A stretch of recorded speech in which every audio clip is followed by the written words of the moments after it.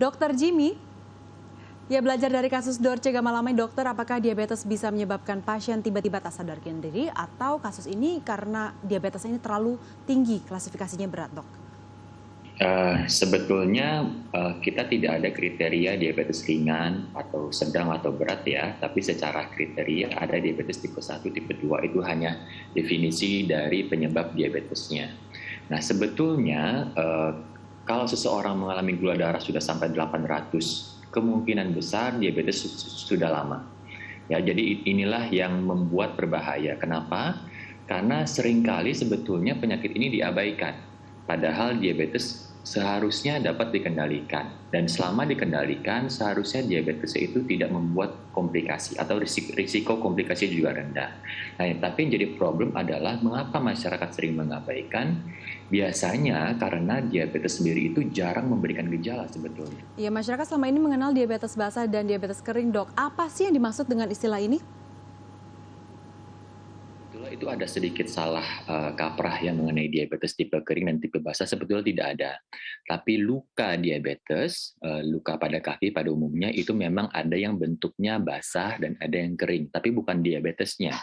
Diabetes sendiri itu sampai saat ini kita bagi ke dalam 4 kategori, yaitu diabetes tipe 1 yang disebabkan karena proses autoimun, biasanya dialami sejak usia remaja atau masih kecil, akibat pankreasnya tidak dapat menghasilkan cukup insulin, sehingga gula darah menjadi tinggi.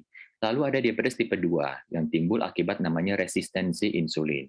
Itu artinya apa? Insulinnya ada, tetapi karena suatu hal insulinnya tidak dapat bekerja secara efektif. Ya, kemudian ada juga namanya diabetes gestasional, yaitu diabetes yang terjadi pada ibu hamil. Kemudian ada diabetes tipe lain karena faktor-faktor penyebab yang lain, termasuk obat-obatan misalnya. Nah, secara definisi ada 4 kategori diabetes itu, tapi untuk kering dan basah itu sebetulnya hanya untuk tipe luka diabetes. Ya, lalu bagaimana dengan diabetes yang turunan, dok? Masuk kategori yang mana tuh, dokter? Begini, diabetes penyebabnya semuanya multifaktorial. Ya, jadi tidak ada yang betul-betul hanya karena faktor turunan. Dan seringkali muncul juga mitos bahwa diabetes nurunnya silang dari bapak ke anak perempuan, dari ibu ke anak laki-laki. Itu juga sebetulnya tidak betul. Genetik memberikan kontribusi, tetapi tidak menjamin bahwa seseorang akan pasti mengalami diabetes. Artinya adanya faktor diabetes pada keluarga tentu meningkatkan risiko seseorang mengalami diabetes seumur hidupnya. Itu bisa terjadi pada tipe 2, pada diabetes gestasional maupun tipe 1. Ya, tapi bukan faktor satu-satunya. Karena banyak faktor lain termasuk faktor gaya hidup yang menentukan muncul tidaknya diabetes pada seseorang. Ya, ada pengaruh gaya hidup juga ya ternyata, dok. Nah, kalau untuk yang sudah mengidap diabetes nih, dok, adakah diet tertentu? Jadi pada orang diabetes, pola makan yang dianjurkan tetap adalah menu yang seimbang. Artinya tetap mengandung karbohidrat, protein, dan lemak, tetapi memang ada porsinya. Yang penting pasien diabetes harus mengetahui makanan apa yang boleh dikonsumsi dalam jumlah banyak, apa yang hanya boleh sedikit, apa yang boleh sering-sering, apa yang jangan sering-sering.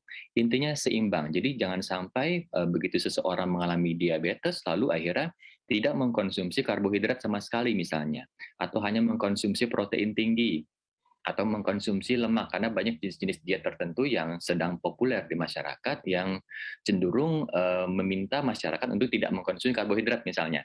Nah itu ujung-ujungnya tidak sustainable. Ya, mungkin pada awal-awal biasa saja sih gulanya menjadi turun, tetapi lama-lama pasien akan menjadi terlalu kurus, lalu menjadi lemah karena tidak mempunyai energi, yang pada akhirnya tidak akan sustainable dan akhirnya pasien akan beralih ke diet awal. Jadi tetap disarankan diet yang seimbang dengan jumlah karbohidrat tertentu, protein tertentu, dan lemak tertentu.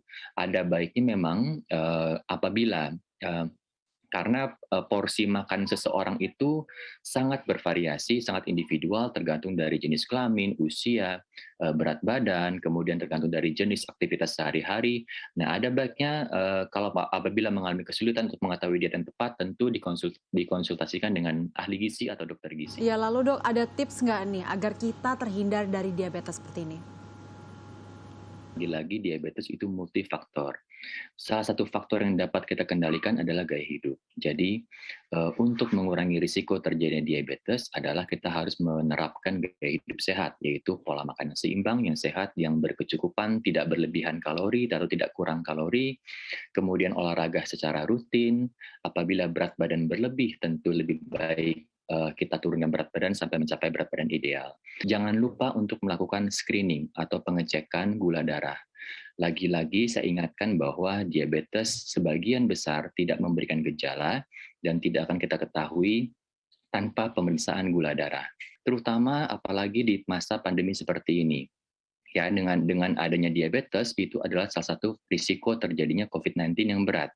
Jadi semakin besar alasan buat kita untuk mendeteksi diabetes secara lebih dini di masa pandemi ini dengan memeriksakan gula darah.